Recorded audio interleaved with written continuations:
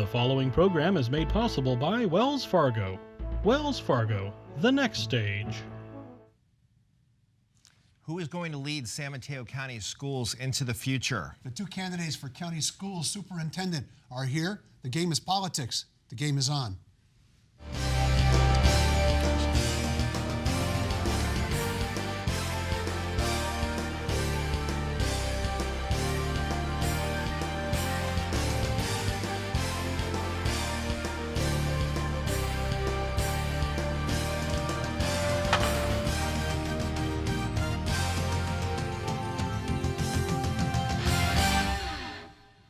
Hi, I'm Kevin Mullen. And I'm Mark Simon. Welcome to the game.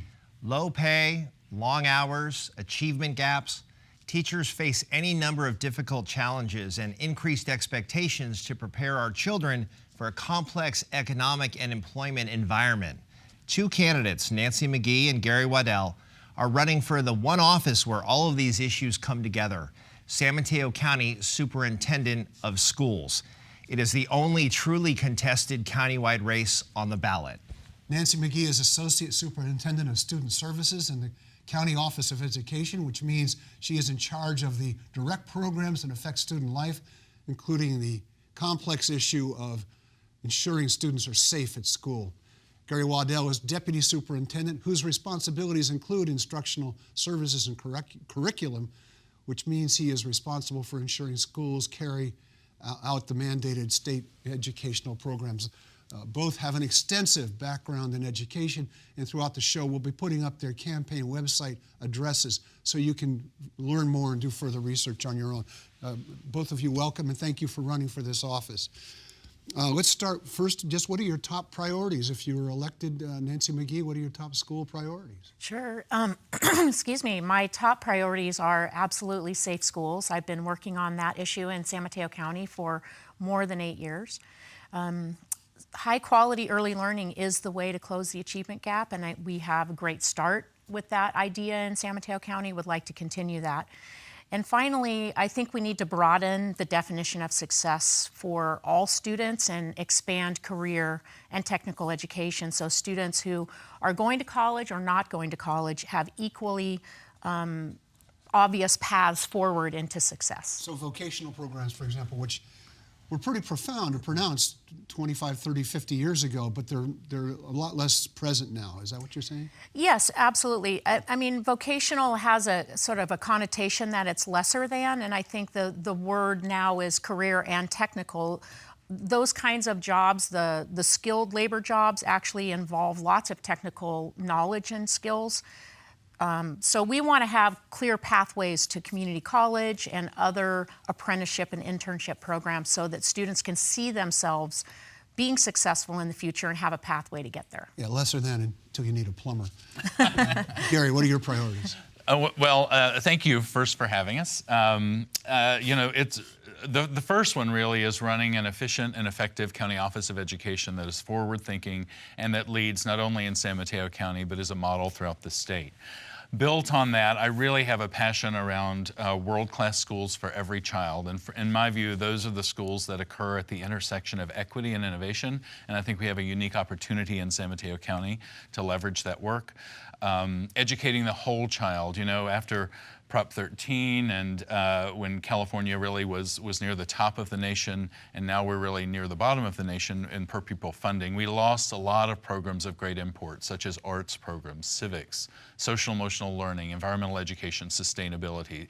So I'm really interested in reinvesting in those kinds of opportunities. And the last one really is quality, affordable preschool for every child. It is offensive to me that your family income, your zip code should be a determinant of the kind of start that you have to life and learning. And we've had great initiatives happening in this county now, and I see the opportunity in the future to expand and build on those. Let me just ask you both about the governance of the County Board of Education. You both work there, you're immersed in it, but for the average parent there who's familiar with their local district superintendent, but now they're voting on a countywide superintendent, just what that juxtaposition is with the local district, sort of the role of the county supervisor, county superintendent of schools versus the local district autonomy, and just what that relationship is like, and maybe how you view how it's been working and how you might change it or maybe maintain the status quo. Can you just talk about that relationship with the local district? Maybe we'll start with Gary and then Nancy. Sure. I mean, it is a very different role, and it's more of a nuanced role. The County Office of Education really serves as an intermediary between the California Department of Education and local districts. So that's part of our function. And in that role, we have some mandated obligations, such as budget oversight for districts, such as some of the compliance activities that we engage in. Beyond that, it really is the county superintendent is really an opportunity to be the public voice for education in San Mateo County. So there's a little bit of a bully pulpit aspect, I guess, to that. There is. I mean, a lot of the work that we engage in every day is because we do it because it's work that is impactful in the lives of children and families throughout this county. And so there's a great opportunity also with 23 districts in this county for the County Office of Education to serve as the connector and the convener of those districts so that we're not replicating things and we can leverage economies of scale and really advocate for what we need for San Mateo County, both in the county and throughout the state. So Nancy, let me follow up on Kevin's question, because first of all, I saw you nodding when Kevin said bully pulpit. How would you use it in that regard? And then following up on something Gary said about being a connector, I think some of the programs you've been doing, that has been the goal, is to get all the schools on the same page on some programs. Is that correct? That's right. And something like safe schools and providing, not only physical safety, but psychological safety. So thinking about positive school climate and the importance of that is a message that often can get lost in the data work that we do, which is also really important. But as a bully pulpit, how would you use it? What would you exactly? What would you bring to the fore? Right, by telling the stories. At every community event, being in Sacramento, working and meeting with legislators, that needs to be in the conversation at every turn. So the priorities that I listed: high quality early learning, safe schools, and expanding career education, are opportunities for me as county superintendent to advocate for those initiatives and that priority at the state level. But also, I do believe that we can lead this conversation nationally as far as safe schools go. Yeah. We've got a lot of innovative work going on that I think will tap into what the nation needs to follow. Gary, how would you use the office as a bully pulpit? I think that's a great opportunity. There's so many issues that are critical in the lives of children and families in our county today. I mean, the rising implications of the housing, the cost of housing in our county, immigration, the rising culture that we have of racism, sexism, misogyny, homophobia.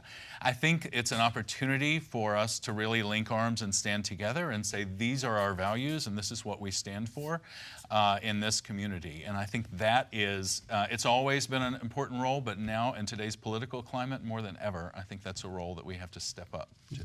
When you talk about a convener, because Kevin used the word autonomy, we all tend to think of the districts as autonomous. How do you get them to work together? A lot of that, frankly, is through building relationships. I mean, it's working very closely with local district boards, with local district superintendents, and local communities about the issues that matter there. You know, the idea that we create an initiative that applies universally to everyone is kind of a notion of the past. It is about bringing people together, using design thinking models, those kinds of really contextual models to inform decision making, and ensure that we're doing programming that is relevant, that moves the ball forward, and that is relevant in the context of a local district from one end of the county to the other. We'll give you a chance to respond to that, but we're going to take a quick break. Stay with us. We'll be right back.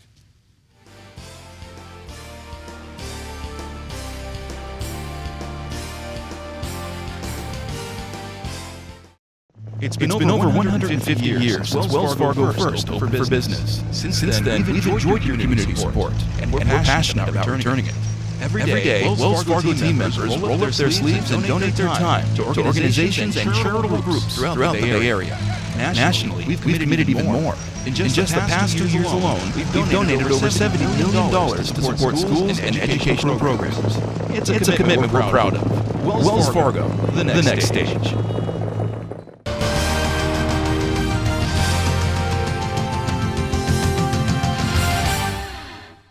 Welcome back to the game. I'm Mark Simon. Kevin Mullen over here.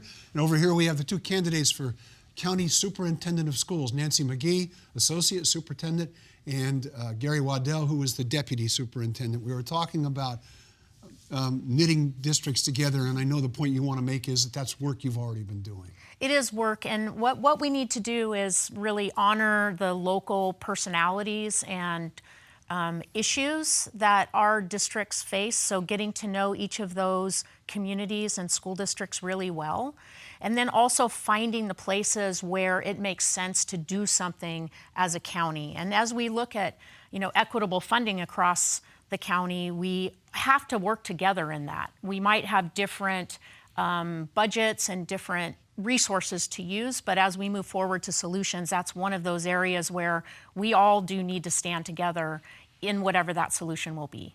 So on that equity question, this is something that Sacramento's been focused on with the local control funding formula and helping lower wealth districts with their funding picture to come up to try to be a little more equitable with some of the other districts, the basic aid districts, for example. How are we doing in San Mateo County with regard to equity and equitable funding across the many districts we have in this county? How are we doing with regard to maybe some of the traditionally lower wealth districts and bringing them up to more of the basic aid level? How are we doing in San Mateo County in that regard? And we'll start with Nancy and then turn it over to Gary. Well, I think we're split pretty even, half and half. We have 23 school districts, and about half of our districts are locally funded by their property taxes and half in the LCFF model. I'm not sure that that's changed a whole lot since the new funding model has come in. What I would like to see is us to explore the county funding itself and the excess property tax we collect for education in the county, and we're only allowed to spend a certain amount of that. The rest of it gets turned back over, ironically, to the court system to pay for that at the state level. So being able to keep those local property dollars here in San Mateo County and turned back to our school districts seems like a good thing to explore. Yeah. So I had the opportunity to serve as chair of the statewide Curriculum and Instruction Steering Committee in 2014, which was the year LCFF came into play. And it really was an intent to equalize just some of what you just said. And we've had seen some progress in that, frankly, but we're still getting back to 07-08 funding levels in California schools. So we're really just rearranging deck chairs still at the current time. I really think we have to have the hard conversation about funding adequacy for our schools. Again, EdSource recently ranked us 46th in the nation in per pupil funding, and that's incomprehensible, really, to me. When you think about the programs and services every day that kids in San Mateo County aren't receiving, that children in other states do receive. And that's true for California and San Mateo County, where our cost of living is so high, it's even more problematic. So we do see those vast differences in achievement. It's vast in this county. We have a district that funds about $7,000 per pupil and another that funds about $27,000 per pupil. What do you do about it?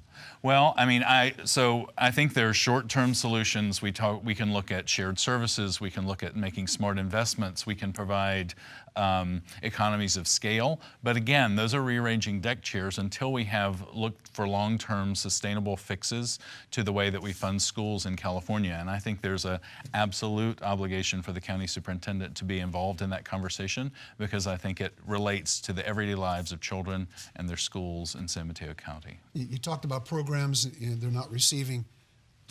One of the things that's been a national issue is teacher pay. We've seen schools, states where the schools are entirely funded by the state, which provided the teachers with more leverage than they may have known they had, in that they could do a statewide walkout. That's a little more difficult here because it's a district by district proposition. But district by district, teachers are widely regarded as underpaid, and it's making it more and more difficult. You see some school districts where their contract offer is a 1% pay increase, which is like negligible. what role do you play? What can you do about school teacher pay? Nancy? Well, I think it is an adequate funding question at the state level, working with our state legislators. I think they're, from my experience speaking with them, they're ready for that conversation. The LCFF is fully funded now, and we're able to see what we can do. But looking at reform around Proposition 13 is something we need to also look at. But again, I would start with the superintendents, every single one of them, all 23, and get their ideas and get them on board with some common way to move forward. Because in order to make real change, we're going to have to be united in that front from San Mateo County. Look, let me start by saying there's nothing more important that happens in schools than the interaction that happens between teachers and children. It's my view that everything else we do in this business are really barnacles on the side of that ship. So we start there. It is really difficult for teachers in San Mateo County to survive given what they're making. The cost of living, we recently saw an assessment of the housing market, and there's not a house on the market that a teacher could make or afford for teacher pay. And that's really incomprehensible. We have to do better. It creates, again, about those inequities we were talking about, it creates really untenable situations, particularly for districts that are at the losing end of that finance conversation, because they find that there's a constant churn because they're training teachers that go to, very understandably, to higher paid districts. So they're always training new teachers, and we have some phenomenal teachers in this county, and we really have to find ways to invest in them and support and build them as professionals. May I speak to that? So I think we do need some creative out-of-the-box thinking in that, because we do have school districts who pay more than others, and there's a sort of a legacy story in San Mateo County about they start here in this district and then they end up over here, and there's a perception that this district has better teachers. So being able to do something innovative like a teacher exchange or teacher ambassadorship, where teachers can come from their funded districts and spend a year in a different district, bringing a different perspective, where teachers who work with underserved populations also have a lot to benefit, say, a higher resource district in the way they're serving their underrepresented students. So I think something like that is something we need to be exploring and be creative about. Okay, we're going to get into more of this a little bit, but we have to take a break. Stick around, we'll be right back.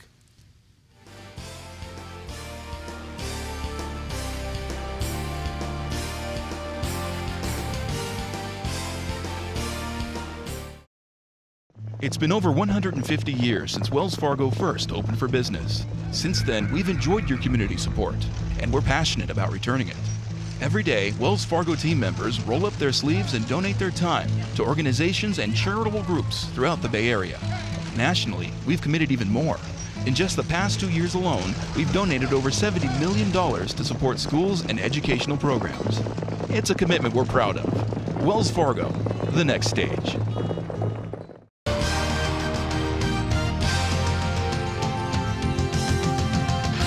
Welcome back. I'm Mark Simon. He's Kevin Mullen. Over here we have Nancy Magee, Associate Superintendent of the County Office of Education, and Gary Waddell, Deputy Superintendent of the County Office of Education. They're both running for the top job, Superintendent of Schools in San Mateo County. We're in our final segment, so we got a lot to cover still. It sounds like all of you think we need fundamental reform, not of the schools so much, because there's been a lot of focus on curriculum and core testing and all that stuff, but really how we fund our schools. Are you talking about some sort of major tax overhaul? Look, I think we're facing a crisis. When we look at our district budgets, we have most of the districts in this county are deficit spending in the current or coming the 2 out years. And that really, they're in an untenable situation to provide the basic programs and services that they need. Not to mention really serving those children who have historically been underserved, that we really are focused on on raising that, the services that we provide for them. I think that there are some short-term immediate solutions that we can engage here in the county, but yes, I do think that the long-term fix is one that we have to work with Sacramento on. Should we be looking, should we be looking at some sort of countywide tax measure? Well, what I was going to say is that I think we absolutely need to spend a lot of time and effort educating our local communities about how our schools are funded. As I go out and campaign, one of the things I hear from voters is confusion about all the different bond measures and parcel taxes that are on and where that money goes, and some trust about how that's all funded. What you hear is, didn't I just approve some money for you guys? What are you doing with it? No, we have to do a better job of helping people understand what the essential problem is and how we can fix it. And in that, yes, possibly a county-wide measure. But maybe this is controversial, but I know there's other counties looking at income and revenue coming in from the new marijuana sales that can be applied toward children and youth and communities and do quite a bit of good for money that's new into county, stores. It's the perfect proposal for those of us who like irony. There you go. That's right. So I want to make sure we're in the last segment here. I want to make sure we talk about charter schools, because I know from my experience in Sacramento, there are sort of dividing lines around visions with regard to charter schools. The CTA and other folks in the education community supporting the traditional public schools model, and the differences then between for-profit charter schools and nonprofit charter schools. We have charters that are working here in our county. What is your view of charter schools in general and the role that they are playing in the education picture? Nancy, we'll start with you. How we're doing in this county and what we do going forward with regard to how we treat charters. Right. I think charters can be very good schools and traditional schools can be very good schools. I think that's the mark is, are we creating schools that are serving our children well, whether they're charters or traditional schools. I do believe that it's an ecosystem out there, and you have to have the right balance of the different kinds of schools. Charter schools and traditional schools are fighting for the same resources as in students. So when you pull students away from a traditional school, you pull funding away, and you lessen their ability to meet their efforts. I would like to go back to the idea of charters as helping raise the conversation and raise the idea of what's possible for all schools. And I haven't seen that kind of collaboration between charter schools and traditional schools. I think that was originally intended, and I do think that the county superintendent can play a role in pulling in our charter schools and helping them become more part of the conversation and the community. So when we go back to the initial charter legislation, I mean, the kernel of the idea there was to foment innovation and to serve kids that we weren't serving well. And those are great ideas, but those aren't ideas that are the sole purview of charters. I mean, I've seen remarkable instances of traditional public schools that are innovative and that are offering parents choice. And there are lots of models that we can engage in. I would say that we're really talking again about a resource conversation. If there were sufficient resources, then it really wouldn't be a kind of a yes, no, a binary kind of conversation. We would have all of the schools. But we're talking about a very finite set of resources, and many districts are really struggling to provide the programs and services they need for their students. So yes, I think charters can be a dynamic part of that system. I do think that when we wander into the realm of for-profit charters, it changes the conversation. I think when we begin to go down the path of some of DeVos's notions about vouchers, that drastically changes the conversation about moving public dollars to the private for private gain. So it is a nuanced conversation. I think there's a role for all of them, but again, to me, it's largely a resource conversation. Well, didn't I just read that the decline in enrollment in California schools is due not so much to outmigration as it is to people moving to private charter schools? I just read that in the newspaper today, I think.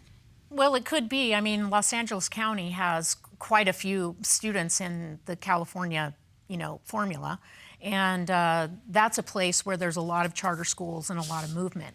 In a place like San Mateo County, where there's 23 school districts and they're all very tiny, there's not as much room for charter schools to come in and pull the resources. But I would like to see the charter school question looked more at more as part of the solution to the overall problem. Okay, we're running low on time. I want to ask, you look at your titles, Associate Superintendent, Deputy Superintendent, you look at your biographies on the official school school's office website. It's harder than heck to tell the difference between the two of you. So this is your chance. What is the difference between the two of you that's significantly important that why people would vote for you, Nancy? Well, my career, 35-year career, started in the classroom. I am 20 years as a high school English teacher, and Gary mentioned the importance of that nexus of teacher, child, family. Not only was I a teacher for 20 years, but also a school-wide leader. I went on to become an administrator and led schools in different capacities and worked at the district office in student services. At the County Office of Education, I've been in 3 different divisions in 3 different, very different roles, and have moved into those and made innovation and change in every one. Okay, Gary, you've got 30 seconds. Okay.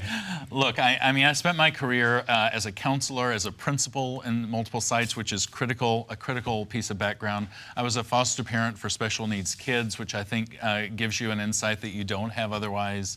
And I've really had the opportunity to serve as a state-level leader in curriculum, as well as in multiple roles at the county office. I think my leadership background, training, preparation, experience is what's needed for San Mateo County at this time. Gary Waddell, Nancy Magee, 2 candidates for Superintendent of Schools in San Mateo County. Thank you both for being here. I'm Mark Simon. And I'm Kevin Mullen. Thank you for being with us, and join us next time on The Game.